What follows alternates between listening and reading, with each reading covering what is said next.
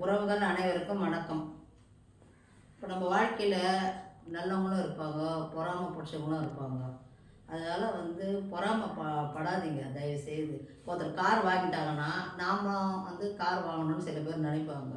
அது அவங்க வாழ்க்கையில் நம்ம பூந்து உள்ளே பார்த்தா தான் தெரியும். நம்ம வெளியிலேருந்து பார்த்து அவங்க வாழ்க்கை நல்லா இருக்கும்னு நினைப்போம். ஆனால் அது உள்ளே பார்க்குறவங்களுக்கு தான் அவங்களுடைய வழி தெரியும்.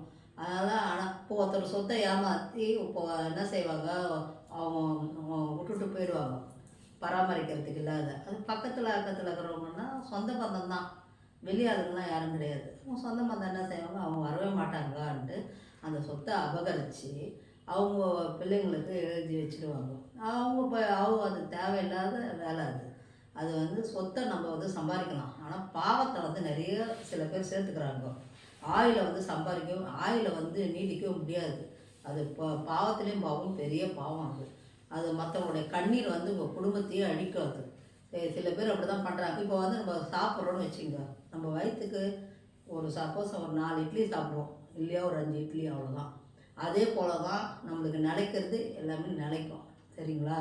அதனால் தேவையில்லாத ஒரு குடும்பத்தில் பூந்து அந்த கஷ்டத்தையும் அந்த மனக்குமுறலையும் நீங்கள் தயவு செய்து அதை பண்ணவே பண்ணாதீங்க. அது உங்கள் குடும்பத்தையே அழிக்கும்.